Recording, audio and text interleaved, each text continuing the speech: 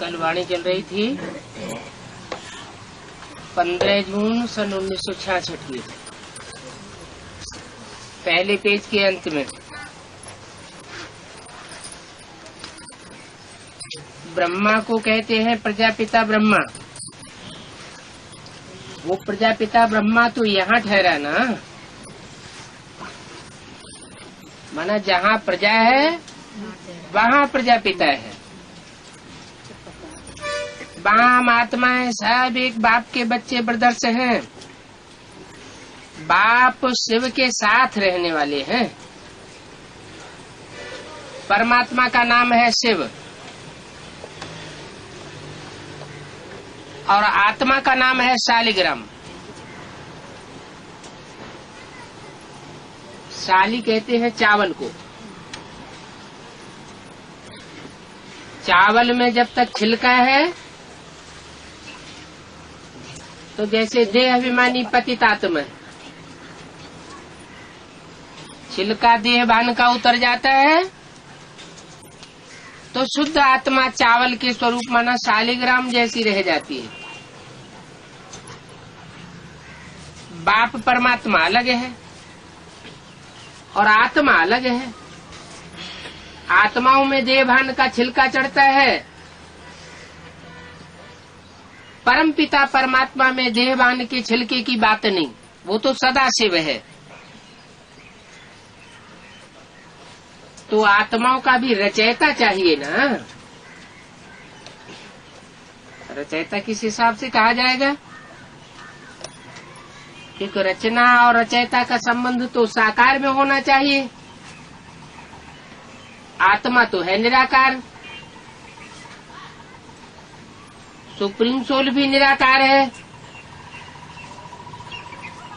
और आत्मा तो अनादि अविनाशी है। तो रचने का तो सवाल पैदा नहीं होता। लेकिन आत्मा अपने स्वरूप को भूल जाती है देवभान में आने के कारण। तो सुप्रीम सोल बाप इस सृष्टि पर आते हैं और आत्मा को अपना परिचय देते हैं कि तुम आत्मा अति सूक्ष्म ज्योति बिंदु हो। जैसे मैं आत्मा ज्योति बिंदु हूँ वैसे तुम भी ज्योति बिंदु हो। बिंदु बिंदु आत्माएं सब एक समान, लेकिन मेरे में और तुम जन्म मरण के चक्र में आने वाली आत्माओं में अंतर है। मैं जन्म मरण के चक्र में नहीं आता हूँ क्योंकि अभोक्ता हूँ और तुम आत्माएं भोगी हो। अभोक्ता नहीं हो सकती, तो भोगी होने के कारण तुम्हारी आत्मा की शक्ति क्षीण होती रहती है। तुम देह भान के छिलके में बंध जाती हो और मैं तो सदाशिव हूँ। मैं अगर सदाशिव न रहूं और आत्मिक स्थिति में न रहूं तो तुम आत्माओं को इस शरीर के बंधन से छुड़ाने वाला कोई भी नहीं रहेगा। इसलिए मैं तुरीय आत्मा हूँ। तुम बंधन में आने वाली आत्माएं हो, सृष्टि रूपी रंगमंच पर पार्ट बजाने वाली हो। कभी 16 कला संपूर्ण बनती हो, कभी कलाहीन बन जाती हो। मैं तो जन्म मरण के चक्र में ही नहीं आता। गर्भ से मैं जन्म नहीं लेता। तुम आत्माओं का गर्भ से जन्म होता है। जिनका गर्भ से जन्म होता है उनकी मृत्यु भी होती है। आत्मा तो मृत्यु को भी नहीं पाती। आत्मा एक चोला छोड़ दूसरा चोला धारण करती है। मैं भी धारण करता हूँ, परंतु मेरे जन्म दिव्य जन्म कहा जाता है। गीता में भी लिखा है प्रवेश तुम, मैं प्रवेश करने योग्य हूँ। जैसे भूत प्रेत आत्माएं प्रवेश कर जाती है परंतु वो तो मनुष्य आत्मा है, उनको सूक्ष्म शरीर का बंधन होता है। मेरे को तो न स्थूल बंधन होता है न सूक्ष्म बंधन होता है। मैं तो हल्की फुल्की आत्मा हूँ और जिसमें भी प्रवेश करता हूँ उसको पता ही नहीं चलता मैं कब आता हूँ कब चला जाता हूँ। ब्रह्मा के तन में प्रवेश करता था तो ब्रह्मा को भी पता नहीं चलता कब आता कब चला जाता। ब्रह्मा की सोल शरीर छोड़ने के बाद जिस गुलजार दादी में प्रवेश करती है तो गुलजार दादी को अपना भान भूलना पड़ता है। कोई भी मनुष्य आत्मा किसी मानव शरीर में प्रवेश करती है तो जिसमें प्रवेश करती है वो उसकी चेतावस्था को समाप्त कर देती है, वो आत्मा अचेत हो जाती है। तो मेरी प्रवेशता में और मनुष्य आत्माओं की प्रवेशता में बहुत अंतर है। मेरे को तो देह भान का छिलका ही नहीं रहता, इसलिए मैं तो हल्की फुल्की आत्मा हूँ। मनुष्य आत्माएं हल्की फुल्की तब बनती है जब मैं आकर के उनको परिचय देता हूँ कि तुम ज्योति बिंदु आत्मा हो, ये प्रैक्टिस करो कि मैं देह नहीं हूँ, देह का पुतला नहीं हूँ, मैं तो अविनाशी ज्योति बिंदु आत्मा। तो आत्मा का जब परिचय मिलता है तो जैसे आत्मा की रचना हुई, बाकी रचे जाने की बात नहीं है क्योंकि आत्मा तो अनादि अविनाशी है। तो आत्माओं का रचयिता ज्ञान देने के कारण वो सुप्रीम सोल कहा जाता है। ये बातें सारी दिल में करते रहना चाहिए कि हम दो ज्योति बिंदु आत्मा हैं, हम ये शरीर रूपी पुतला नहीं है। ये शरीर का पुतला तो आज है कल खलास हो जाएगा, फिर हमको नया पुतला मिलता है। जो ज्ञान मिला है वो अपने दिल में ठहराने के लिए मेहनत करनी है। 15/6/66 की वाणी का दूसरा पेज। आत्मा ही विचार करती है। पहले पहले तो ये निश्चय करो हम आत्मा बाप के साथ रहने वाली है। बाप परम धाम का वासी है तो हम आत्मा भी परम धाम की वासी है। सब धर्मों में उस परम धाम का ज्ञान है, नाम अलग अलग दे दिया है। अंग्रेज लोग उसे कहते हैं सुप्रीम एबोर्ड, सोल बर्ड, और हिंदू लोग उसे कहते हैं ब्रह्मलोक, पारलोक। मुसलमान लोग कहते हैं खुदा अर्श में रहता है, फर्श में नहीं रहता, पहले कहते थे। अभी तो मुसलमानों में भी सर्वव्यापी का ज्ञान फैल गया है। जब तमो प्रधान हो गए हैं, कहीं खुदा नहीं मिला तो कहते हैं जर्रे जर्रे में भगवान है, जर्रे जर्रे में खुदा है। लेकिन ऐसे तो होता नहीं है। मैं तो ऊंचते ऊंच हूँ, जरूर ऊंचते ऊंच में प्रवेश करूंगा। तो मैं आता हूँ तो इस सृष्टि का जो हीरो पार्टधारी आत्मा है, उस हीरो पार्टधारी राम की आत्मा में प्रवेश करता हूँ मुकर्रर रूप से। और भी बच्चों में प्रवेश करता हूँ जिनकी यादगार है रुद्राक्ष की माला। रुद्राक्ष के जो मणके होते हैं उनमें मुख बने हुए होते हैं। ये याद है, यादगार है उनका मुख लेने की। कोई में 1 मुख है, कोई में 4 मुख है, कोई में 2 मुख है, किसी में 14 मुख। इसका मतलब है उन आत्माओं में उतनी आत्माओं ने प्रवेश किया है और पहले पहले मैं प्रवेश करके उनको आत्मिक स्वरूप में स्थित कराता हूं। तो रुद्राक्ष के जो मणके हैं वो रुद्राक्ष की माला 108 मणकों की माला होती है। मानव सृष्टि में 108 श्रेष्ठ आत्माएं ऐसी हैं जो हर धर्म से चुनी हुई श्रेष्ठ आत्माएं परमात्मा बाप के गले का हार बनती है और उच्च पद पाती है। परमात्मा बाप ने जो संगठन बनाया, श्रेष्ठ आत्माओं का संगठन, उसकी यादगार है माला। हर धर्म में माला सुमिरी जाती है, हर धर्म में माला फेरी जाती है। मुसलमान भी माला फेरते हैं, क्रिश्चियंस भी माला फेरते हैं, बौद्धी भी माला फेरते हैं और हिंदुओं में तो माला का सिमरण किया ही जाता है। सिमरण करना माना स्मरण करना, याद करना। उन 108 आत्माओं को इतना क्यों याद किया जाता है?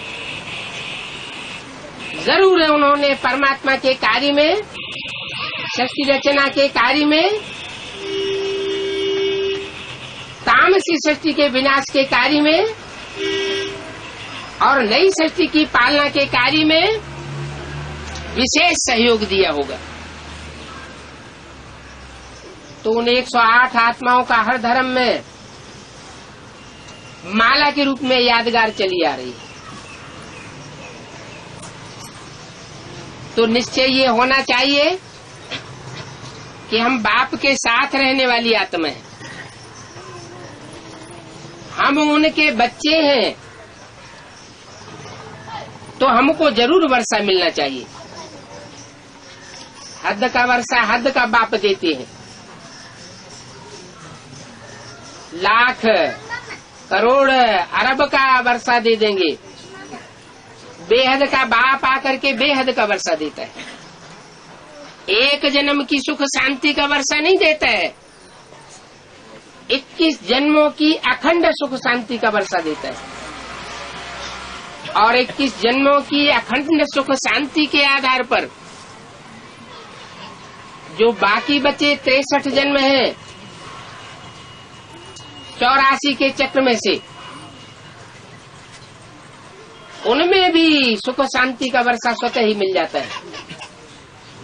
क्योंकि आत्मा में जो पुरुषार्थ के संस्कार पड़ जाते हैं, श्रेष्ठ पुरुषार्थ या मध्यम पुरुषार्थ या निष्कृष्ट पुरुषार्थ, वैसा वैसा वो आत्मा पद पाती रहती है। सत्युग त्रेता में स्वर्ग की रचना होती है मेरे द्वारा, वहाँ रामकृष्ण का राज्य होता है। कृष्ण के लिए कहते हैं, हे कृष्ण नारायण वासुदेव। नारायण का राज्य सतयुग में था, 16 कला संपूर्ण था, तो वो 16 कला संपूर्ण राज्य मैं आकर के स्थापन करता हूँ।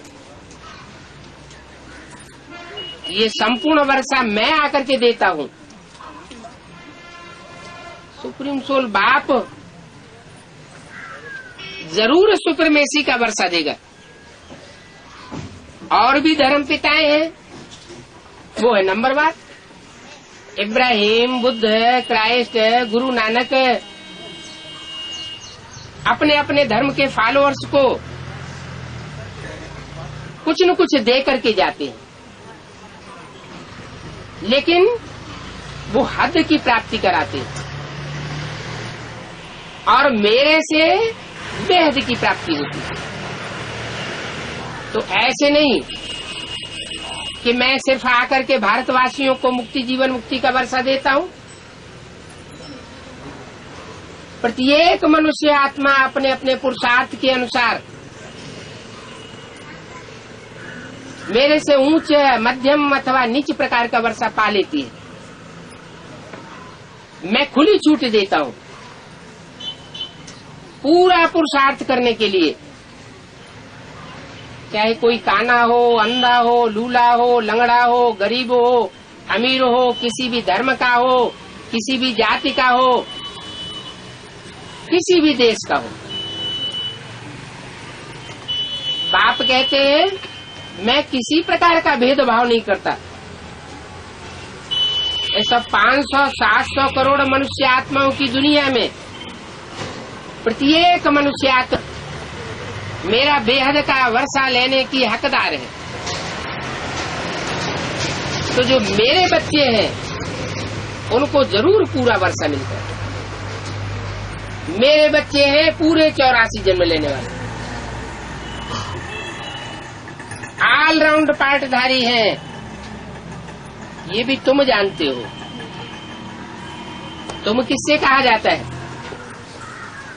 जो सामने बैठे होते हैं उनसे तुम कहा जाता है। माने बाप से जो डायरेक्ट पढ़ाई पढ़ते हैं वो बच्चे 84 जन्म लेने वाले बच्चे बनते हैं। और वही जानते हैं कि हम आत्माओं का बाबा है। झाड़ का पहले पहले बीज होता है। जैसे सिजरा बनाते हैं, बाप है बड़ा, फिर बीज से 2-4 पत्ते निकलते हैं, फिर एक लिक निकालते हैं, और एक से वृद्धि को पाते पाते झाड़ बड़ा हो जाता है। तो ये भी मनुष्य सृष्टि का झाड़ है।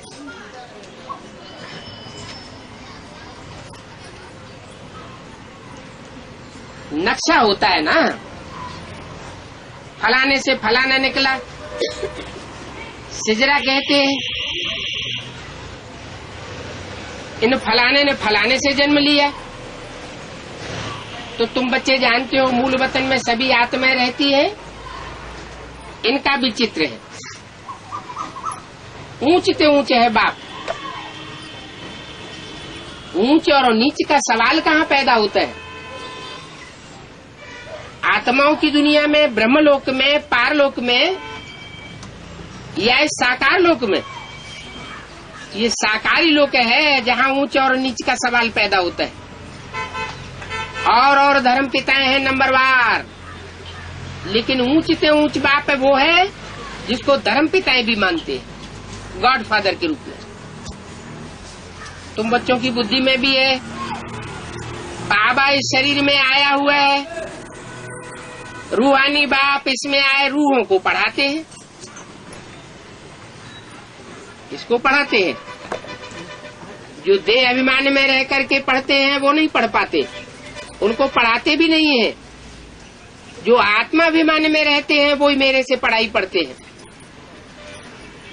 और सूक्ष्म वतन में तो नहीं पढ़ावेंगे। ये भी अभी तुम जानते हो। सत्युग में तो ये नॉलेज किसी को रहती नहीं है। वहां तो सब देवताएं होते हैं। देवताओं को कोई प्रकार की पढ़ाई पढ़ने की दरकार नहीं, क्योंकि वो तो सुखी होते हैं। देवताएं जब द्वैत की दुनिया द्वापर में आते हैं, जन्म लेते लेते, तब दुखी होते हैं। मैं जो अद्वैत राज्य स्थापन करता हूं, उस राज्य में सत्युग त्रेता में एक ही राजा होता है, एक ही धर्म होता है, एक ही कुल होता है, एक ही भाषा होती है और एक ही मत होता है। इसलिए वहां लड़ाई झगड़े दुख आदि की बात ही नहीं होती। जब से दूसरे दूसरे धर्मों के धर्म पिताएं आना शुरू हुआ, आज से 2500 वर्ष पहले इब्राहिम आए, उन्होंने इस्लाम धर्म स्थापन किया, द्वैतवादी दुनिया शुरू हो गई, दूसरा मत शुरू हो गया, देवता की मत। तो बाप ने आकर के स्थापन की थी, वो तो आज से 5000 वर्ष पहले आया था, अद्वैत मत स्थापन करके गया था। उस अद्वैत मत की लिमिट है 2500 साल। वो 2500 साल के बाद फिर दूसरे धर्म पिताएं आकर के अपना अपना धर्म स्थापन करते हैं। तो दूसरी मतें मिक्स होती जाती हैं। जितनी मतें बढ़ती जाती हैं उतने धर्म बढ़ते जाते हैं, उतनी जातियां बढ़ती जाती हैं, उतनी भाषाएं बढ़ती जाती हैं, और आपस में लड़ाई झगड़ा मारा मारी दुख अशांति बढ़ती चली जाती है। तो तुम बच्चे अब जानते हो कि एक सदगुरु की श्रीमत से है सदगति और अनेक मनुष्य गुरुओं की मनमत और मनुष्य मत से है दुर्गति। श्रीमत से सदगति और मनुष्य मत से दुर्गति। अब मैं यहाँ आया हुआ हूँ तो भी देखो श्रीमत पर नहीं चलते हैं। 63 जन्म की रग पड़ी हुई है मनुष्य मत पर चलने की अथवा मन मत पर चलने की। तो मैं ऊंचे बाप जो बोलता हूँ जो बताता हूँ उस बात को नहीं पकड़ पाते। बाप कहते हैं ये बनी बनाई बन रही, अब कछु बननी न है। हर आत्मा ने पिछले 63 जन्म में जैसा जैसा पार्ट बजाया है वैसी वो मेरे आने के बाद भी शूटिंग करती है। वो संस्कार आत्मा में बंधे हुए हैं। कोई श्रेष्ठ मत पर चलते हैं, कोई फिर भी भ्रष्ट है, सड़ी हुई मत पकड़ लेते हैं।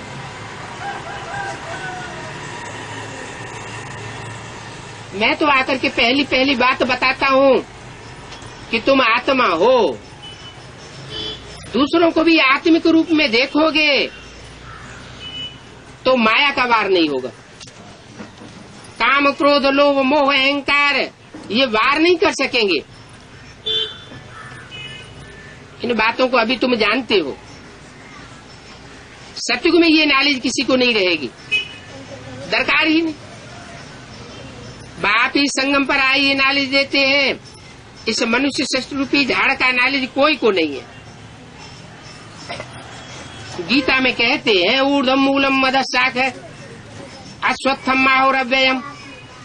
बस एक श्लोक देकर के बात छोड़ दी। पूरी बात कोई को समझ में नहीं आती। अभी मैं आकर के बताता हूँ।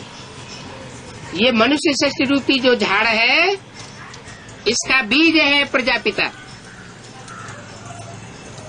दूसरे धर्म के लोग भी उस आदि पिता को मानते हैं।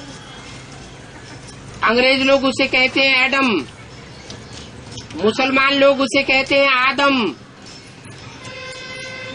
जैनियों में उसे कहते हैं आदिनाथ, हिंदुओं में उसे कहते हैं आदिदेव। तुम आदिदेव है, पुरुष है, पुराण है, ऐसे कह करके शंकर जी की स्तुति करते हैं। शंकर के लिए कहते हैं कि वो अनादि है। उसका जन्मदाता पिता कोई साकार में नहीं दिखाया जाता। जो है ही सारी सृष्टि का आदि, उसको भला कौन जन्म देगा। तो वो बीज है सारी मनुष्य सृष्टि रूपी झाड़ का। उसे एक बीज से फिर 2 पत्ते निकलते हैं, राधा और कृष्ण। फिर 2 से 4, 4 से 8 ऐसे पत्ते वृद्धि को पाते जाते हैं। अभी बाप तुमको समझाते हैं, बच्चे अभी तुमको फिर से घर चलना है। ये झाड़ पुराना हो गया। इस मनुष्य सृष्टि रूपी झाड़ में अब एटम बमों से आग लगनी है। आज से 60-70 साल पहले एटम बम का नाम निशान नहीं था, किसी के दिमाग में भी नहीं था कि ऐसी भी कोई महाविनाशकारी चीज तैयार हो सकती है जिससे सारी दुनिया भस्म हो जाए। क्यों नहीं था? क्योंकि आज से 70 साल पहले परमात्मा बाप भी इस सृष्टि पर नहीं आया था। सुप्रीम सोल बाप जब इस सृष्टि पर आते हैं, नई दुनिया की स्थापना करने के लिए आते हैं, नई दुनिया का नया संगठन बनाने के लिए आते हैं, तो पुरानी दुनिया के विनाश की सामग्री भी तैयार होना शुरू होती है। एक तरफ स्थापना होती है गुप्त, पंडा बाप के बच्चे पंडे पांडव वो अपना गुप्तवास गुप्त रूप में करते हुए नई दुनिया की स्थापना के कार्य में लगे रहते हैं। शास्त्रों में ये बात आई है कि पांडवों ने वर्षों गुप्तवास किया और उसमें भी लंबे समय तक गुप्तवास काम्पिल्य नगर में किया।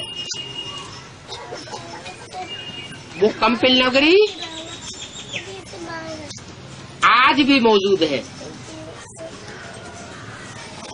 और वो कार्य कहते हैं राजा द्रुपद के राज्य में हुआ था।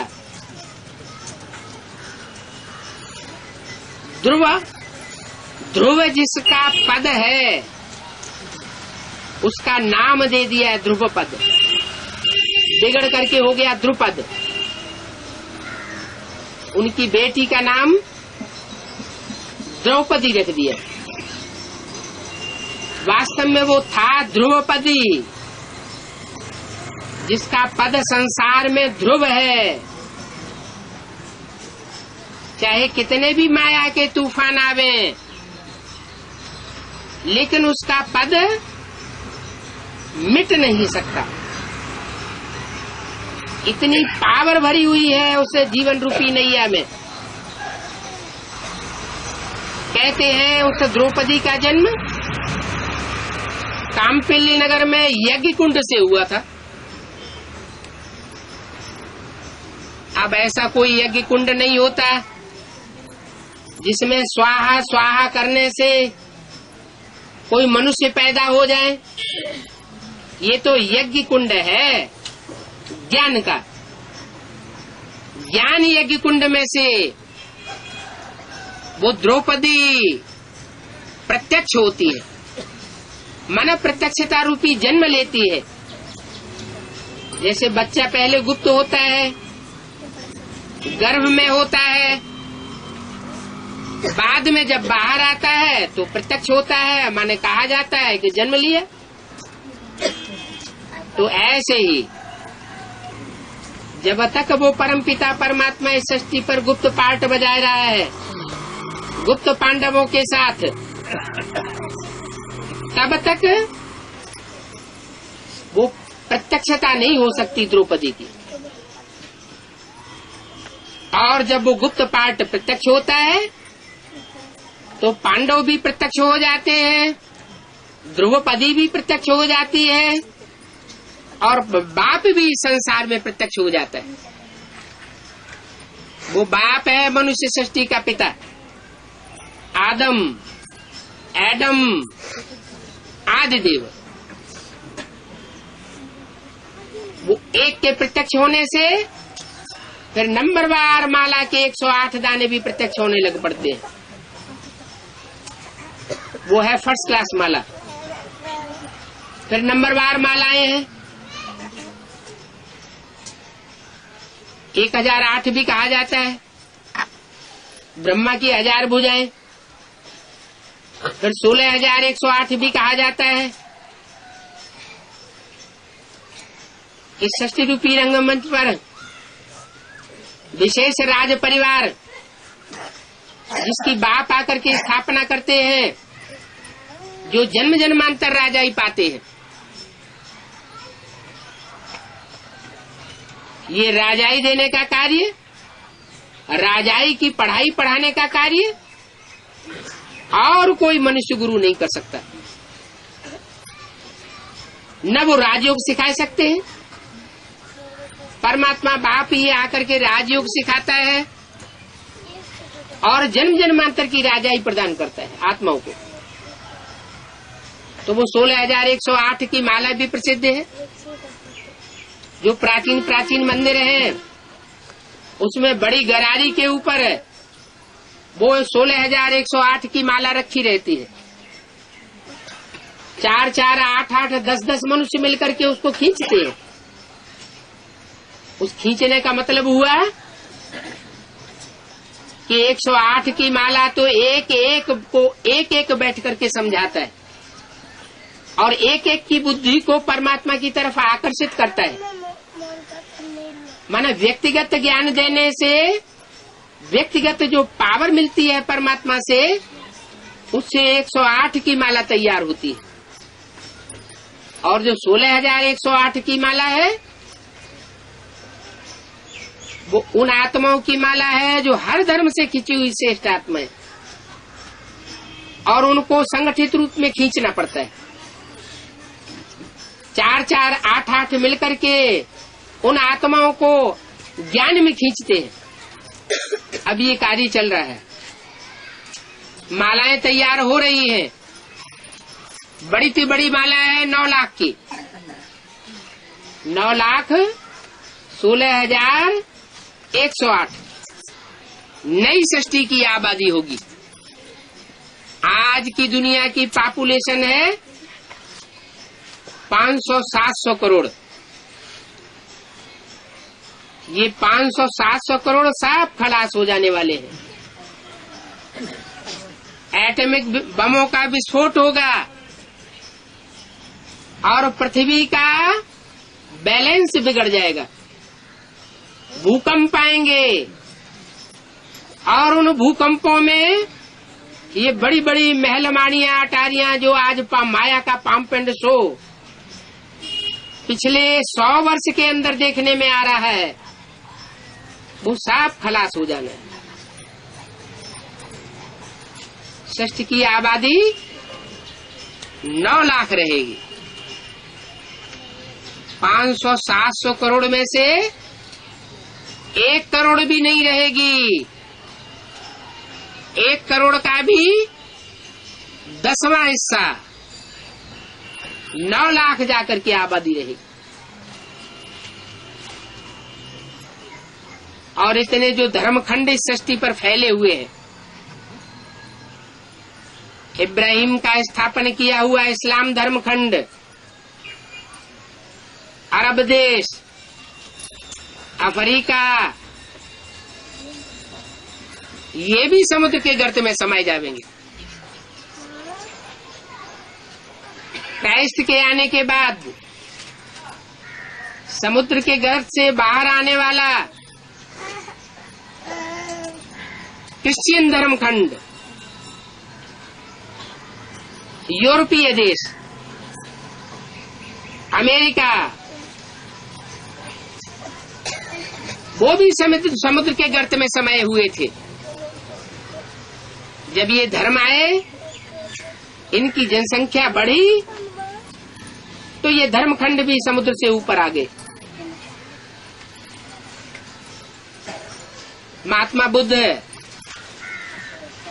के द्वारा फैला हुआ बौद्धी धर्मखंड, चीन, जापान वगैरह, इंडोनेशिया, मलाया वगैरह, ये पूर्वी देश जो पृथ्वी के नक्शे पर पूरब में दिखाए जाते हैं,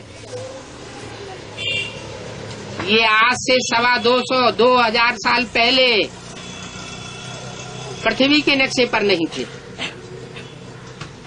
जब बौद्धी धर्मखंड स्थापन होता है तो बौद्धी धर्मखंड भी समुद्र के गर्त से बाहर आ जाते हैं और जनसंख्या उनकी वहां फैलने फूलने लगती है। अब इन सब धर्मखंडों का खलासा होना है, सब धर्मों का विनाश होना है, एक सद्धर्म रह जाएगा। जिस सद्धर्म की स्थापना एक सदगुरु निराकार के द्वारा होती है, वो सदगुरु है सारी सृष्टि की सदगति करने वाला। गति और सदगति। 500-700 मनुष्य आत्माओं, 500-700 करोड़ जो भी मनुष्य आत्मा है, उन सब की गति होगी, माने उनको मुक्ति मिलेगी दुख दर्दों की दुनिया से। उनको सतयुग त्रेता में जाकर के सतयुग का जो 16 कला संपूर्ण सुख है वो प्राप्त नहीं होगा। वो सिर्फ 5-10 करोड़ ऐसी मनुष्य आत्माएं हैं जो सतयुग में त्रेता में जाकर के सुख भोगने की अधिकार नहीं बनती। वही आत्माएं जब दूसरे धर्म खंड के धर्म पिताएं आते हैं तो उन धर्मों में कन्वर्ट होने लग पड़ती है। सब कन्वर्ट नहीं होते। जैसे झाड़ का तना होता है, नीचे से ऊपर तक एक ही तना जाता है, तो उस तने में जो रहने वाली आत्माएं हैं वो कन्वर्ट नहीं होती। और डालियां इधर निकलती हैं, कुछ डालियां दक्षिण साइड में निकलती है, माना दाईं ओर और बाईं ओर। तो जो वाम मार्गी धर्म है वो विदेशी धर्म है। इस्लाम धर्म, क्रिश्चियन धर्म, मुस्लिम धर्म, ये वाम मार्ग का पोषण करने वाले धर्म है, विविचार को फैलाने वाले धर्म है। इन धर्मों में अब विविचार को मान्यता नहीं है। भारत में देवी देवताओं का सनातन धर्म जो था वो अव्यभिचारी धर्म था। राधा और कृष्ण का अविनाशी प्यार था। लक्ष्मी नारायण का कोई भी मंदिरों में चित्र तो होता है, मूर्तियां होती हैं, लेकिन शास्त्रों में कहीं भी उनकी ग्लानि नहीं है। ऐसा निर्दोष धर्म की स्थापना परमात्मा बाप आकर के करते हैं। और धर्मों में सब में दोष समाये हुए। विविचार का दोष तो हर धर्म में फैल गया। जो वाममार्गी धर्म है, विदेशी धर्म है, उनसे भारतीय धर्म भी प्रभावित हो गए। भारतीय धर्मों में से बौद्ध धर्म, संन्यास धर्म, सिख धर्म, वो भी विदेशियों से प्रभावित हो जाते। बाप आकर के बताते हैं, बच्चे जो भारतवासी हैं वो ही दूसरे धर्मों में कन्वर्ट होते रहे हैं। दूसरे धर्म की आत्माएं कभी भारत के धर्म में आकर के कन्वर्ट नहीं हुई। ये 2500 वर्ष की हिस्ट्री बताती है। इसलिए हिंदुओं की जनसंख्या, सनातन धर्म वालों की जनसंख्या कम होती गई और दूसरे धर्मों की जनसंख्या बढ़ती गई। आज भी दुनिया में 100-150 करोड़ से ऊपर क्रिश्चियंस की संख्या है।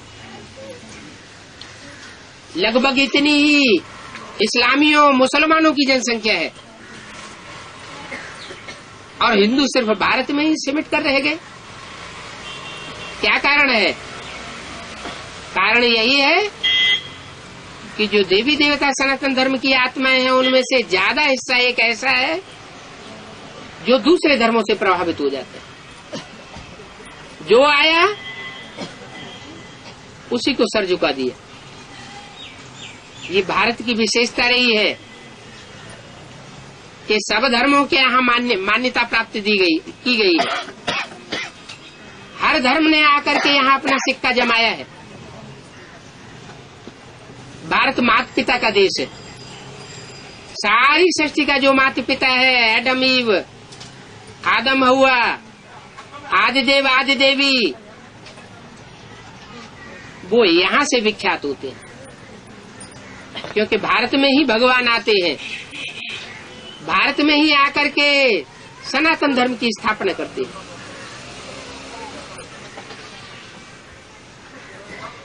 तो ये अभी तुम जानते हो, सतयुग में ये नॉलेज किसी को नहीं रहेगी। देखो सतयुग की आयु कितनी लंबी लिख दी है, अभी बाप तुमको समझाते हैं, बच्चे अभी तुमको घर चलना है। ये सृष्टि अब हजारों साल चलने वाली नहीं है। सतयुग में जो लंबी लंबी आयु लिख दी है उसका मूल कारण भी है। कारण ये है कि कोई भी मकान बनाया जाता है तो पहला तल्ला बनाने में ज्यादा टाइम लगता है। कोई नाटक खेला जाता है तो पहला सीन तैयार करने में ज्यादा टाइम लगता है। तो ऐसे ही मैं जब इस सृष्टि पर आता हूँ तो चारों युगों की शूटिंग कराता हूँ। सतयुग, त्रेता, द्वापर, कलयुग, ये 4 सीन है इस ड्रामा के। 4 सीन में जो पहला सीन है देवी देवताओं का सतयुग, सत्य का युग, उसकी शूटिंग करने में लंबा टाइम खींच जाता है। इसलिए शास्त्रों में सतयुग की आयु लंबी दिखा दी है। कहते हैं कलयुग से 2 गुनी आयु द्वापर की, 3 गुनी आयु त्रेता की और 4 गुनी आयु सतयुग की दिखाते हैं। ये सब बातें यहाँ की हैं। इस समय जबकि कलयुग का अंत होने वाला है, सतयुग की आदि होने वाली है, तो आधा हिस्सा कलयुग का और आधा हिस्सा सतयुग का 50-50 वर्ष ऐसे समझा जाए। 100 वर्ष के संगम युग में परमात्मा बाप आकर के सृष्टि को परिवर्तन करते हैं। तो ये शूटिंग काल चलता है। सतयुगी शूटिंग, त्रेता युगी शूटिंग, द्वापर युगी शूटिंग और अभी कलयुग की शूटिंग। चारों युगों की शूटिंग का राज जो बच्चों की बुद्धि में आता है वही शास्त्रों में लिख दिए। चाहे वो रामायण हो, राम रावण की कथा हो, वो कोई त्रेता युग की कथा नहीं है। त्रेता युगी शूटिंग में जो कार्य हुआ है वही उन्होंने शास्त्रों में लिख दिए। चाहे वो देवासुर संग्राम रहा हो, देवताओं और असुरों की लड़ाई कोई सतयुग में नहीं लगी, वो भी इसी समय की बात है। चाहे वो महाभारत युद्ध हो, वो महाभारत युद्ध ऐसे नहीं कि कृष्ण भगवान ने द्वापर के अंत में आकर के महाभारत युद्ध कराया और पापी कलयुग की स्थापना कर दी। फिर भगवान के आने का फायदा ही क्या हुआ अगर भगवान पापी कलयुग की स्थापना करने आए? नहीं, परमात्मा तो आता ही है कलयुग के अंत और सतयुग के आदि में। जब नई सृष्टि की स्थापना करनी होती है, पुरानी दुनिया का विनाश करना होता है, जैसे कि गीता में लिखा है, धर्म संस्थापनार्थाय विनाशाय च दुष्कृतम। धर्म की स्थापना करने के लिए आता हूँ, सब धर्म की स्थापना करता हूँ, और जो दुष्ट धर्म है, देह अभिमान को फैलाने वाले धर्म है, विविचार को फैलाने वाले धर्म है, उनका नाश कर देता। तो बाप आए हुए हैं, वो अभी कर्म अकर्म विकर्म की गति समझाए रहे। कैसा कर्म करने से तुम जन्म जन्मांतर सुखी रहेंगे और कैसा कर्म करने से तुम जन्म जन्मांतर दुखी हो जाते हो, वो राज आकर के बाप अभी समझाए रहे। मुख्य बात है आत्मा आत्मा भाई भाई की। वो तब होगा जब अपने को देह समझना बंद करेंगे, दैहिक रूप में देखना बंद करें और दूसरी आत्माओं को भी दैहिक रूप में देखना बंद करें। ये स्त्री है, ये पुरुष है, ये मामा है, ये चाचा है, ये काका है, ये ताऊ है, ये देह और देह के संबंध खलास करके जाता हूँ। जो नई दुनिया स्थापन होती है वहाँ इतने ढेर के ढेर संबंध नहीं होते, इसलिए मनुष्य आत्मा देह भान में नहीं आती। वहां सिर्फ दो ही संबंध होते हैं, माँ बाप और बच्चे। इसलिए देवान में आने की बात ही नहीं रहती। अभी भी बाप आकर के ये फाउंडेशन डाल रहे हैं, बच्चे तुम सब आत्माएं आपस में भाई भाई हो। भाई बहन भी नहीं समझो, भाई बहन भी समझेंगे तो स्त्री पुरुष का भान आता है। आत्मा आत्मा भाई भाई। जब तुम्हारी ऐसी स्टेज बन जाएगी तब तुम मनुष्य से देवता बनेंगे। जो देवता धर्म में स्थापन करता हूँ, उन देवताओं की भक्ति मार्ग में द्वापर से पूजा होती है। वो देवताएं कोई और नहीं है। जो मंदिरों में मूर्तियां दिखाई गई हैं, वो 33 करोड़ देवताएं तुम बच्चे ही बनते हो। लेकिन देवता बनेंगे बाद में, पहले बाप के घर के बच्चे बनना है। बाप के घर के बच्चे बनना मन आत्मा आत्मा भाई भाई। तो तुम सब ब्रदर्स हो। ब्रदर और सिस्टर तब कहा जाता है जब ये शरीर धारण किया जाता है। कोई स्त्री चोला धारण करती है आत्मा, कोई पुरुष चोला धारण करती है आत्मा, तो ब्रदर्स और सिस्टर्स कहा जाता है। प्रजापिता ब्रह्मा के बच्चे हैं तो ब्रदर्स और सिस्टर्स हैं, और परमपिता परमात्मा शिव के बच्चे हैं तो आत्मा आत्मा भाई भाई। अब ये देह भान छोड़ देना है। हम सब भाई भाई हैं। जरूर भाई भाई का बाप भी होगा। वो बाप है सुप्रीम सोल शिव, वो है परमपिता परमात्मा। सभी आत्माएं शरीर में रहते उसको याद करती है। शरीर छूट जाने के बाद फिर याद करने का सवाल पैदा नहीं होता। वो है बाप। ये भी समझाया है, दो बाप हैं। एक आत्माओं का बाप और एक मनुष्य सृष्टि का बाप। आत्माओं का बाप सुप्रीम सोल शिव, जो शिव की यादगार मंदिर में रखी हुई है। सबसे पहला मंदिर बनाया गया सोमनाथ का मंदिर। उस सोमनाथ मंदिर में लाल पत्थर के लिंग में हीरा जड़ा हुआ था। वो हीरा है सुप्रीम सोल की यादगार। और जिस पत्थर गोल पत्थर में वो जड़ा हुआ था, वो लाल पत्थर है शरीरधारी की यादगार। जिस शरीर में वो हीरा प्रवेश करता है, सुप्रीम सोल, और उसको हीरो पाटधारी बनाता है। तो लिंग है शरीरधारी की यादगार। वो यादगार लिंग क्यों बनाई गई? उसको हाथ पांव नाक आंख कान क्यों नहीं दिखाए गए? क्योंकि वो संपूर्ण पुरुषार्थ की स्टेज में जब टिकता है तो इंद्रियों के भान को भूल जाता है। इंद्रियां जैसे हैं ही नहीं, अतीन्द्रिय सुख का पाठ बजाता है। इंद्रियों से परे की स्टेज हो जाती है। इसलिए मेरे लिंग स्वरूप की पूजा होती है। और जो देवताएं हैं, उनके हस्त कमल, पाद कमल, नयन कमल, सब इंद्रियों की पूजा होती है। क्योंकि सभी इंद्रियों में पवित्रता समाई जाती है। लेकिन मेरे स्वरूप की जो पूजा होती है वो लिंग रूप की पूजा है। और ये लिंग रूप की पूजा दक्षिण भारत में विशेष फली फूली है।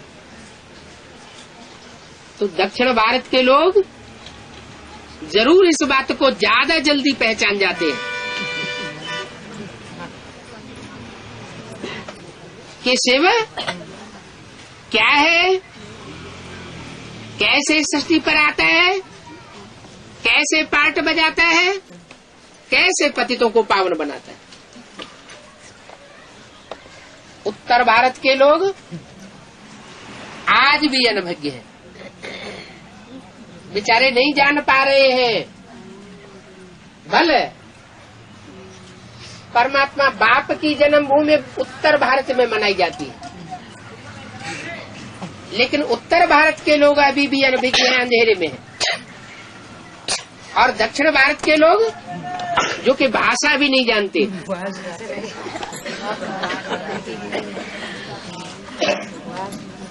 भाषा की भारी प्रॉब्लम,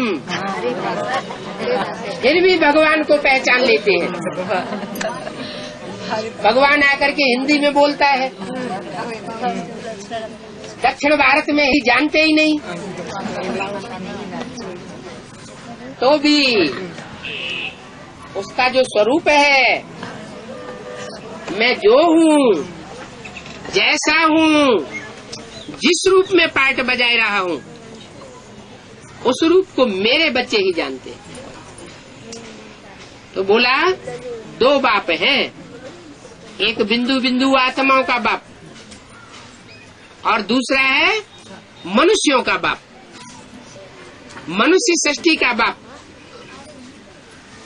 मनुष्य सृष्टि के बाप को सब धर्म की आत्माएं मानती है। तो एक है साकार और एक है निराकार। वेदों में भी वो ऋचाएं आई हैं, ऋग्वेद में ये आया है, द्वा सुपर्णा सोयजा सखाया समानम वृक्षम अविशस्व जाते। ये शरीर रूप, ये षष्टि रूपी वृक्ष है।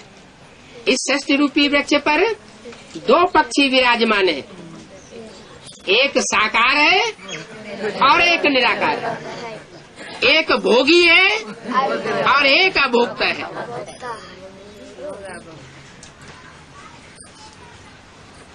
है एक ही शरीर। एक ही शरीर में दो प्रकार की आत्माएं कार्य करती है।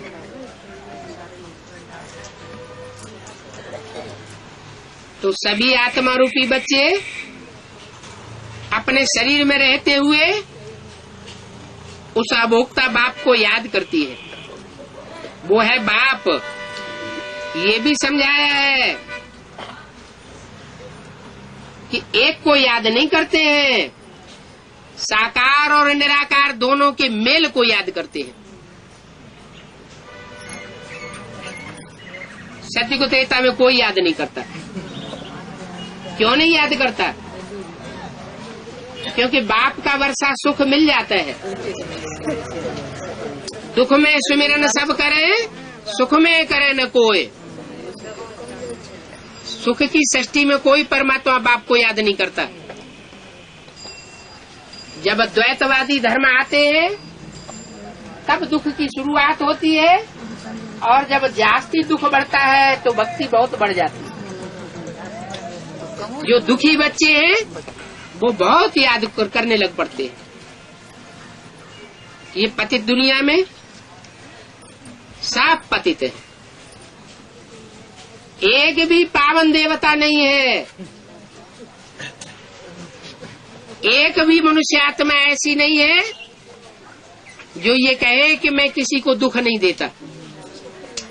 तन से, मन से, धन से, समय, संपर्क और संबंधियों से कुछ न कुछ दूसरों को दुख जरूर देते हैं। तो आज के मनुष्य जो सत्युग त्रेता में देवता थे, वो देवता से बदल करके मनुष्य बने और मनुष्य से बिगड़ करके अब राक्षस बन चुके हैं। दैत्यों का काम होता है दुख देना, और जो भगवान आकर के देवता बना के जाता है, उन देवताओं का काम होता है दूसरों को सुख देना। देवताएं सुख ही सुख देते हैं और दैत्य दुख ही दुख देते हैं। आज दैत्यों की दुनिया है। इन असुरों को बदल करके देवता बनाना, ये एक ही सुप्रीम सोल बाप का काम है। अभी सारी दुनिया रावण की जेल में। ऐसे नहीं कि लंका में रावण था, नहीं, सारी दुनिया वेट है। इस सारी दुनिया के चारों ओर पानी ही पानी है। और इस रावण की दुनिया में राम का राज्य नहीं है। क्या?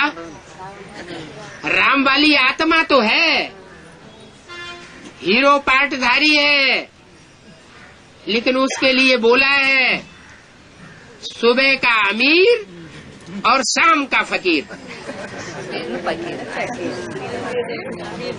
हर कल्प में ऐसा ही पार्ट बजाता है। कलयुग के अंत में फकीर बन जाता है